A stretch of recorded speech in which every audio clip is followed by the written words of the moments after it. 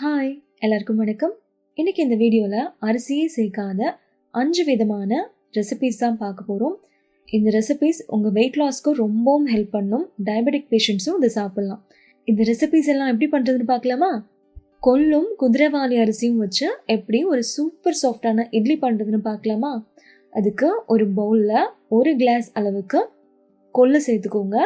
அதே கிளாஸில் 1 கிளாஸ் அளவுக்கு நான் இன்னைக்கு குதிரைவாலி மில்லட் எடுத்திருக்கிறேன். அதே கிளாஸில் அரை கிளாஸ்க்கும் கொஞ்சம் ஜாஸ்தியாக உளுந்தம்பருப்பு சேர்த்துருக்கிறேன். ஒரு சின்ன ஸ்பூனில் 2 ஸ்பூன் அளவுக்கு வெந்தயம் சேர்த்துக்கோங்க. அரை கிளாஸ் சிகப்பு அவல் சேர்த்துக்கோங்க. இப்போ இது எல்லாத்தையுமே நம்ம நல்லா வாஷ் பண்ணிவிட்டு எடுத்துகிட்டு வந்துடலாம். ஸோ ஒரு 4-5 டைம் நல்லா வாஷ் பண்ணிக்கோங்க. அந்த தண்ணியெல்லாம் நல்லா கிளியர் ஆகணும். அந்த அளவுக்கு நம்ம நல்லா வாஷ் பண்ணிவிட்டு எடுத்துகிட்டு வந்துடலாம். பாருங்கள், வாஷ் பண்ணியாச்சு. இப்போ நம்ம தண்ணி சேர்த்து ஒரு 8 மணி நேரத்துக்கு ஊற வைக்க போகிறோம். இந்த கிளாஸ் பவுலோட லிட் இந்த வீடியோக்கு கீழே டிஸ்கிரிப்ஷனில் கொடுத்துருக்குறேன். இதோட மூடியுமே நல்லா ஹெவியாக இருக்குது. இதோட பவுலுமே ஹெவியாக இருக்குது. இது ஒரு 1000 ml அளவுக்கு இருக்கிற ஒரு பவுல் தான். இதோட லிங்க் இந்த வீடியோக்கு கீழே டிஸ்கிரிப்ஷனில் கொடுத்துருக்குறேன். தேவைப்பட்டால் செக் பண்ணி பார்த்துக்கோங்க. இப்போ 8 மணி நேரம் நல்லா ஊறிடுச்சு. இந்த தண்ணியை ஃபில்டர் பண்ணிவிட்டு இதை அப்படியே தூக்கி ஒரு மிக்ஸி ஜாருக்கு நம்ம ட்ரான்ஸ்ஃபர் பண்ணிக்கலாம். கொஞ்சம் கொஞ்சமாக தண்ணி சேர்த்து கொரன்னு அரைச்சி எடுத்துகிட்டு வந்துடுங்க. ரொம்ப தண்ணி சேர்த்து தண்ணியாட்டம் அரைச்சிடாதீங்க. அரைச்சாச்சு. இப்போ இது ஒரு பவுலுக்கு நம்ம ட்ரான்ஸ்ஃபர் பண்ணிடலாம். கூடவே இதுக்கு தேவையான அளவுக்கு உப்பு சேர்த்துக்கோங்க. உப்பு சேர்த்து நல்லா உங்கள் கை வச்சு மாவை நல்லா இந்த மாதிரி மிக்ஸ் பண்ணி விட்டுக்கோங்க. இப்போ இந்த மாவு புளிச்சு வரணும். இந்த மாவு எனக்கு புளிக்கிறதுக்கு ஒரு 7 மணி நேரம் போல் ஆச்சு. பாருங்கள், நல்லாவே இந்த மாதிரி புளிச்சு வந்திருக்கு. கொள்ளு மாவு நீங்கள் ஒன்ஸ் ரெடி பண்ணிட்டீங்க அப்படின்னா உடனே காலி பண்ணிவிடுங்க. ஃப்ரிட்ஜ்லேயே வச்சா கூட மாவு இன்னுமே புளிக்க தான் செய்யும். ஸோ இந்த மாவு மட்டும் நீங்கள் உடனே அரைச்சி அப்போவே காலி பண்ணுற மாதிரி பார்த்துக்கோங்க. பாருங்கள், இப்போ கொஞ்சம் மாவு கெட்டியாக இருந்தனால நான் தண்ணி சேர்த்து இட்லி மாவு பதத்துக்கு ரெடி பண்ணி இட்லி பாத்திரத்தில் லைட்டாக எண்ணெயும் நெய்யும் ஸ்ப்ரே பண்ணிவிட்டு அதுக்கப்புறமா நம்ம மாவு அதில் ஊற்றி ஸ்டீம் பண்ணுறதுக்கு ரெடி பண்ணிடலாம். ஸ்டீமரில் தண்ணி நல்லா கொதி வந்ததுக்கப்புறமா இட்லி பிளேட்டை தூக்கி உள்ளே வச்சுருங்க.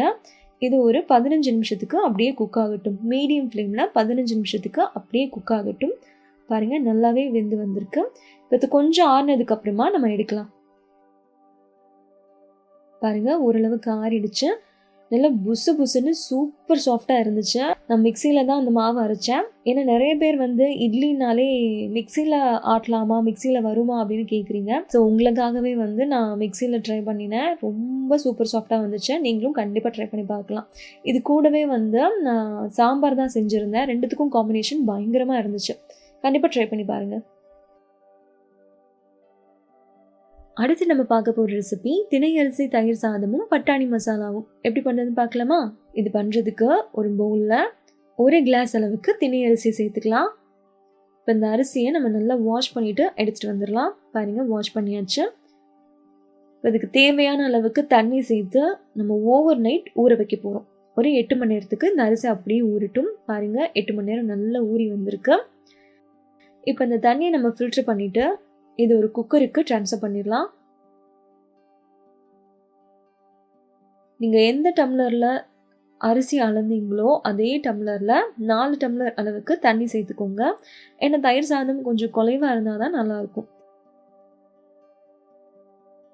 இதுக்கு தேவையான அளவுக்கு உப்பு சேர்த்து லிட் போட்டு க்ளோஸ் பண்ணி ஒரு 5லேருந்து 6 விசிலுக்கு ப்ரெஷர் குக் பண்ணிடுங்க.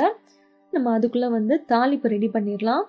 இப்போது 1/2 ஸ்பூன் எண்ணெயில் கடுகு, ஜீரகம், கொஞ்சமாக பெருங்காயம், ஒரு பெரிய பச்சை மிளகாயை ஃபைனாக சாப் பண்ணி சேர்த்துருக்கிறேன், கொஞ்சமாக கருவேப்பிலை. நம்மளோட தாளிப்பு இப்போ ரெடியாக இருக்குது.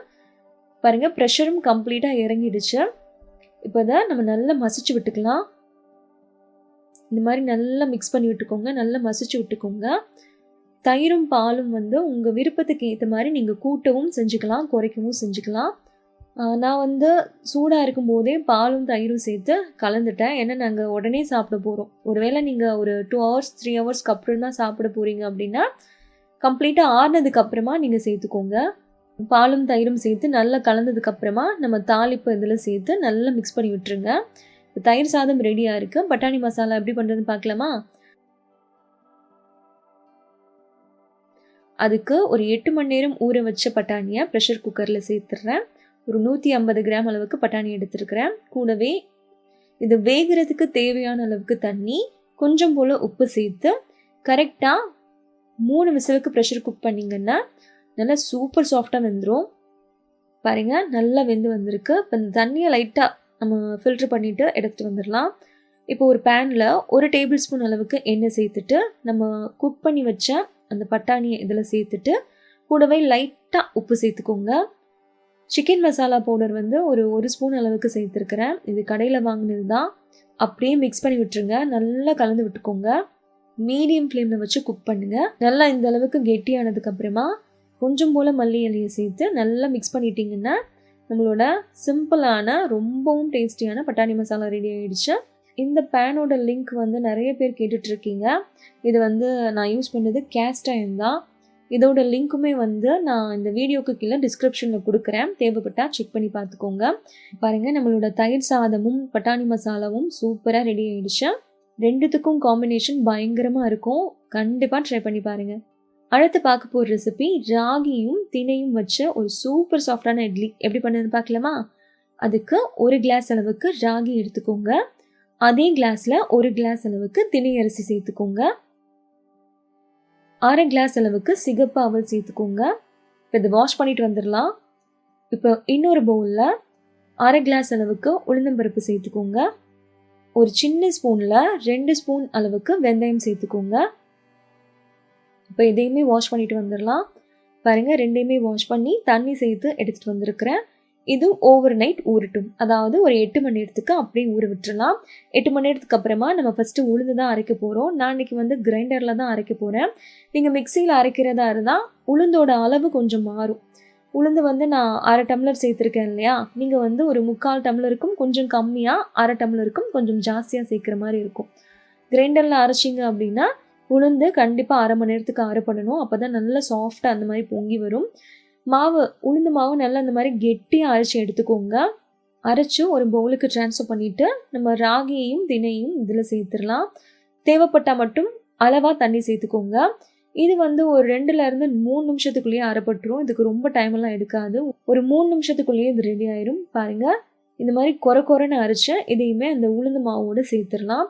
இப்போ இதுக்கு தேவையான அளவுக்கு உப்பு சேர்த்துட்டு 2 மாவையும் நல்லா அந்த மாதிரி மிக்ஸ் பண்ணி எடுத்துக்கோங்க. 2 மாவும் நல்லா ஒன்றானதுக்கப்புறமா நம்ம இப்போ லிட் போட்டு க்ளோஸ் பண்ணி வச்சிடலாம். இந்த மாவு இப்போ நல்லா பொங்கி வரட்டும். பாருங்கள், இந்த மாவு எனக்கு பொங்கி வர்றதுக்கு ஒரு 6.5 மணி நேரம் பக்கத்தில் ஆச்சு. நல்லா வந்து பொங்கி வந்திருக்கு பாருங்கள். நான் வந்து ரொம்ப புளிக்க வைக்க மாட்டேன். ஸோ ஒன்ஸ் இந்த மாதிரி லைட்டாக புளிச்சு வந்துருச்சு அப்படின்னா உடனே வந்து நான் இட்லியோ தோசையோ ரெடி பண்ண ஆரம்பிச்சிடுவேன். இட்லி பிளேட்டில் லைட்டாக எண்ணெய் ஸ்ப்ரே பண்ணிவிட்டு மாவை ஊற்றிடலாம். ஸ்டீமரில் தண்ணி நல்லா அந்த மாதிரி கொதி வந்ததுக்கு அப்புறமா தான் நம்ம வந்து பிளேட்டை உள்ளே வைக்கணும். உள்ளே வச்சுட்டு ஒரு 10லேருந்து 12 நிமிஷத்துக்கு மீடியம் ஃப்ளேமில் வச்சு குக் பண்ணிங்கன்னா நம்மளோட இட்லி வந்து ரெடி ஆயிடும். பாருங்கள், இந்த மாதிரி லைட்டாக ஓட்டு போட்டு பார்த்தாலே உங்களுக்கு தெரிஞ்சிடும். இப்போ அது கொஞ்சம் ஆறுனதுக்கப்புறமா நம்ம எடுக்கலாம். பாருங்கள், லைட்டாக ஆறுனதுக்கப்புறமா இந்த மாதிரி எடுத்துக்கோங்க. நல்லா புசுன்னு சூப்பர் சாஃப்டான ஒரு திணையும் ராகியும் வச்ச இட்லி கண்டிப்பாக ட்ரை பண்ணி பாருங்கள்.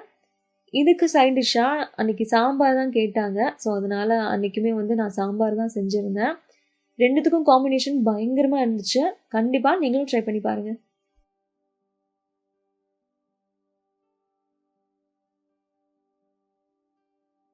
திணை அரிசியில் எப்படி தக்காளி சாதம் பண்ணுறதுன்னு பார்க்கலாமா? அதுக்கு ஒரு பவுலில் 1 கிளாஸ் அளவுக்கு திணை அரிசி சேர்த்துக்கோங்க. நீங்கள் திணை அரிசிக்கு பதிலாக வேறு மில்லட் கூட யூஸ் பண்ணலாம். இது நல்லா வாஷ் பண்ணிட்டு வந்துடலாம். பாருங்கள், வாஷ் பண்ணிவிட்டு தண்ணி சேர்த்து எடுத்துகிட்டு வந்திருக்கிறேன். இது வந்து ஒரு 7 மணி நேரத்துக்கு அப்படியே ஊறட்டும். நான் வந்து மார்னிங் தான் பண்ண போகிறேன், அதனால் நைட்டே ஊற வச்சாச்சு. ஸோ மார்னிங் வந்து ஒரு ப்ரெஷர் குக்கரில் 2 டேபிள் ஸ்பூன் போல் எண்ணெய் சேர்த்துக்கோங்க. இதில் கொஞ்சம் போல் கடுகு, 1/2 ஸ்பூன் சோம்பு, 1/2 ஸ்பூனுக்கும் கம்மியாக ஜீரகம், ஒரு மீடியம் சைஸ் பெரிய வெங்காயத்தை இந்த மாதிரி நல்லா ஸ்லைஸ் பண்ணி சேர்த்துக்கோங்க. கூடவே கொஞ்சம் போல் கருவேப்பிலை சேர்த்துட்டு இது நல்லா கோல்டன் ப்ரௌனாக வதங்கணும். இந்த அளவுக்கு வதங்கினதுக்கு அப்புறமா 1 டேபிள் ஸ்பூன் போல் இஞ்சி பூண்டு பேஸ்ட் ஃப்ரெஷ்ஷாக அரைச்சி சேர்த்துக்கோங்க. அதோட பச்சை வாசனை போனதுக்கப்புறமா இது காரத்துக்காக ஒரு 6 பச்சை மிளகாய் எடுத்துருக்கிறேன். நாளைக்கு வந்து மிளகாத்தூள் சேர்க்காம தான் பண்ண போகிறேன். அதனால காரத்துக்காக 6 பச்சை மிளகாய் எடுத்துருக்கிறேன். கூடவே கொஞ்சம் போல் மல்லி இலை, புதினா இலை சேர்த்துட்டு லைட்டாக ஒரு தடவை இந்த மாதிரி நல்லா மிக்ஸ் பண்ணி விட்டுக்கோங்க. ஒரு மீடியம் சைஸ் இந்த அளவில் இருக்கிற ஒரு மீடியம் சைஸ் தக்காளி, ஒரு 3 தக்காளி வந்து நான் மிக்ஸி ஜாரில் நல்லா அரைச்சி எடுத்துகிட்டு வந்திருக்கிறேன். அதை இதில் சேர்த்துக்கலாம். நீங்கள் தக்காளி அப்படியே கூட போடலாம்.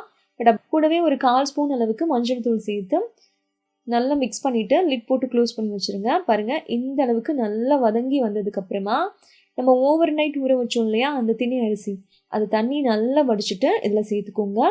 இப்போது 1 டம்ளர் அரிசிக்கு 2 டம்ளர் தண்ணி சேர்த்துக்கோங்க. நீங்கள் எந்த கிளாஸில் அளந்தீங்களோ அதே கிளாஸில் தான் தண்ணியும் சேர்க்கணும். தேவையான அளவுக்கு உப்பு சேர்த்துட்டு நல்லா மிக்ஸ் பண்ணிவிட்டு லிட் போட்டு க்ளோஸ் பண்ணி 3 விசிலுக்கு ப்ரெஷர் குக் பண்ணி ப்ரெஷர் கம்ப்ளீட்டாக இறங்கினதுக்கப்புறமா குக்கரை ஓப்பன் பண்ணிங்கன்னா நம்மளோட திணை அரிசியில் பண்ண தக்காளி சாதம் சூப்பர் டேஸ்ட்டாக ரெடியாக இருக்கும்.